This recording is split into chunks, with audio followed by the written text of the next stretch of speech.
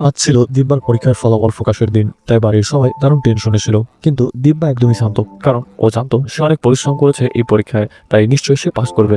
এর কিছুক্ষণ পর দিব্যার রেজাল্ট বের হয় এবং দিব্যা খুবই ভালো নাম্বার নিয়ে পাস করে, যার ফলে বাড়িতে আনন্দে হই হুল্লোড় পেতে যায়, কারণ ওদের পরিবারে এতদূর পর্যন্ত এর আগে কেউই পড়ালেখা করেনি। দিব্যার বাবা ওদের এরিয়ার স্থানীয় একটা নাটকের দলে কাজ করতো, আর মেয়ের পরীক্ষা শেষ হওয়ার পর এখন সে মেয়ের বিয়ে দেওয়ার কথা ভাবছিল।